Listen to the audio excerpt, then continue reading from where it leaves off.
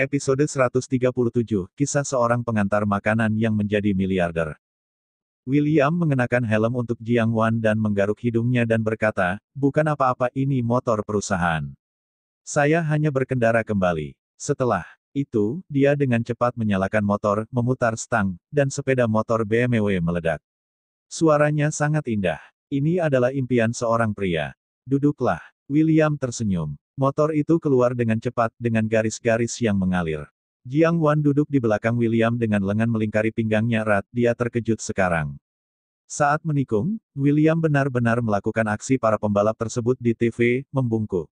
Sangat tampan. Hal ini pula yang menyebabkan banyak orang yang lewat berteriak dan berfoto. Apakah ini masih suami sampahmu sendiri? Dia sebenarnya tahu ini. Jiang Wan menatap punggung William, mengapa di dalam hatinya. Suaminya, dia tidak tahu berapa banyak yang tersisa. Segera, William mengantarkan Jiang Wan dengan lokomotif ke departemen penjualan Banshan Villa. Jiang Wan turun lebih dulu dari mobil dan bergegas ke bagian penjualan. William ingin parkir, tetapi dia tidak diizinkan untuk berhenti di depan pintu, dan dia harus parkir di tempat parkir bawah tanah. Ini adalah departemen penjualan Banshan Villa, yang memiliki tempat parkir bawah tanah khusus. Jiang Wan bergegas ke bagian penjualan dan melihat Yang Guilan terbaring di tanah, terlihat sekarat, meratap dan terus-menerus mengutuk. Jiang Guomin juga mengalami mimisan di wajahnya, meskipun telah berhenti, wajahnya pucat dan lukanya tidak ringan. Ayah dan ibu, kamu baik-baik saja. Jiang Wan bergegas, terlihat cemas, dan dengan cepat membantu Yang Guilan dari tanah. Ketika Yang Guilan melihat Jiang Wan datang, dia langsung melolong dan menunjuk ke Vixen dan pria gemuk parubaya, mengutuk, Jiang Wan, jika kamu tidak datang ke sini nanti, ayahmu dan aku akan dibunuh oleh mereka. Ketika Jiang Wan mendengar ini, hatinya tiba-tiba menjadi marah, menarik Yang Guilan berdiri, memelototi wanita arogan dan mendominasi yang masih mengumpat, dan bertanya dengan dingin, apakah kamu memukuli orang tuaku? Mata wanita itu menatap penghinaan, melihat ke atas dan ke bawah Jiang Wan di depannya, dia sangat cantik, jauh lebih cantik dari dirinya sendiri. Tiba-tiba, kecemburuan wanita itu datang. Wanita genit itu merangkul dadanya dan berkata dengan ekspresi menghina, ya aku yang memukulnya. Ibumu pantas dipukuli. Kamu terpaksa datang untuk melihat villa di tengah gunung. Jika kamu tidak mampu, jangan berpura-pura. Keluar saja dari sini. Wanita genit itu sangat kesal dengan sikap Jiang Wan, meski cantik, dia tidak berpakaian seperti keluarga kaya. Dilihat dari sudut pandang ini, wanita genit yang sangat percaya diri di dalam hatinya, ternyata seluruh keluarga itu miskin. Jiang Wan tampak dingin dan berkata, bahkan jika kita tidak mampu membelinya, mengapa kamu memukul seseorang? Minta maaf kepada orang tua saya, jika tidak saya akan memanggil polisi untuk menangani masalah ini. Jiang Wan masih berpengetahuan luas dan tidak pergi terlalu banyak. Namun, ketika wanita centil mendengar ini, dia mengendus dan mencibir, menamparkan wajah Jiang Wan dengan tamparan, mengarahkan hidungnya dan mengutuk apa yang terjadi dengan orang tuamu. Aku masih memukuli kamu sekarang, saya tidak yakin, kemudian panggil polisi. Katakan, saudara laki-laki saya adalah kapten daerah ini. Sombong, sombong. Wanita genit penuh dengan selera uang dan kekuasaan yang mendominasi. Percaya atau tidak, aku meminta kakakku untuk menangkap seluruh keluargamu. Kata wanita centil itu dengan dingin, matanya berkibar karena jijik. Beberapa orang miskin yang berani menunjukkan gigi dan cakar mereka benar-benar tidak tahu bagaimana caranya mati. Ketika Yang Guilan mendengar bahwa saudara laki-laki pihak lain adalah kaptennya, dia segera membujuknya, menciutkan lehernya dan bersembunyi di belakang Jiang Wan, menarik lengannya, dan berbisik, lupakan, kami tidak peduli tentang mereka, ayo pergi. Benar, Yang Guilan akan sangat tidak berduri. Tidak mungkin, dia tidak mampu memprovokasi, ada orang di rumah. Dia hanya tinggal di sarang, di luar, dia masih bersalah. Bahwa seorang wanita seksi, terbang untuk tertawa beberapa kali, ironisnya dia berteriak, ini bajingan murahan sekarang tahu bahwa sekelompok orang miskin takut untuk memaksa, tetapi juga ke pertunjukan villa tingkat menengah, tidak ada uang untuk segera bergulirah. Selain itu pria gemuk-gemuk parubaya juga terbakar. Dia menunjuk ke Jiang Wan dan mengutuk penjual, saya mengatakan apa yang terjadi dengan Anda di sini. Orang-orang sampah seperti ini berani membiarkannya masuk. Bagaimana dengan pengalaman pelanggan saya? Tuan, Nyonya, maafkan aku, ini kelalaian kami.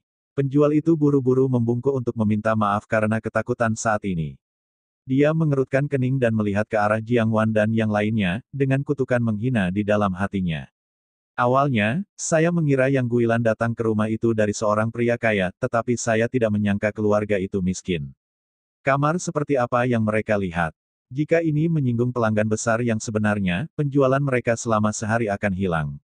Hei, tolong keluar. Kepada Jiang Wan, penjual itu tidak berbelas kasih, dan langsung berteriak dengan wajah dingin, mendadak.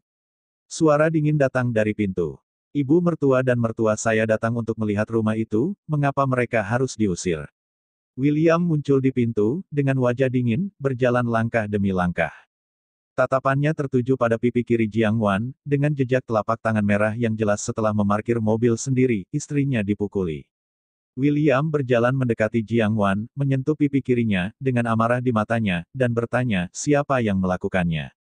Jiang Wan dengan air mata berlinang, melirik wanita centil itu, menggelengkan kepalanya dan berkata, tidak apa-apa, ayo pergi. Jiang Wan sangat marah, tapi dia tidak ingin menimbulkan masalah. Lagi pula ada orang di rumah, dan dia benar-benar tidak mampu menjadi orang biasa. Namun, di luar dugaan.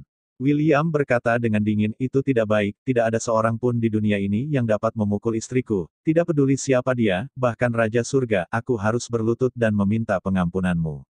Sisi yang mendominasi bocor. Seluruh departemen penjualan terdiam. Semua orang menatap pria yang menerobos pintu dengan mata yang luar biasa. Brengsek, apa yang barusan kau katakan? Maksudmu mengajari Nona? Wanita glamor itu menyeringai. Apakah pria ini bodoh? Semua dalam pakaian seseorang, Anda bisa melihat lapisan bawah masyarakat. Dia sebenarnya memiliki keberanian untuk mengucapkan kata-kata seperti itu sekarang, sangat lucu. Pria parubaya yang gemuk itu juga tersenyum dingin, alisnya berkedut, dan menatap William, adik kecil, kamu tidak mencoba menemukan apapun untuk melakukan apapun. Ibu mertua dan istrimu tidak mengatakan apa-apa, kamu ceroboh. Orang ini, tidakkah dia ingin berpura-pura menjadi kuat di depan semua orang dan bertatap muka di depan istrinya? Nah, saya itu membuatnya benar-benar kehilangan muka. Satu pria. Namun, detik berikutnya, William berbalik, menatap wanita glamor dan pria gemuk parubaya, dan berkata dengan dingin, maaf, saya lebih banyak dendam Anda memukuli istri saya, lalu. Sebelum dia selesai berbicara, William langsung memulai. Tampar wajah wanita genit itu dengan amarah. Bentak, seluruh departemen penjualan mendengar suara berisik. Wanita genit itu dua giginya copot dan muntah darah di mulutnya. Sombong. Sisi yang ditunjukkan William sekarang benar-benar membuat takut semua orang. Yang Guilan terkejut pada saat itu, tidak pernah menyangka bahwa menantu laki-lakinya yang tidak berguna akan begitu galak. Ini tidak punya otak. Saudaraku adalah kapten, kali ini berakhir, masalah. William, apa yang kamu lakukan? Apakah aku ingin kamu membantu? Tidak apa-apa sekarang, kamu mendapat masalah. Yang Guilan tidak peduli dengan yang lain, jadi dia menyeret William dan mengutuk.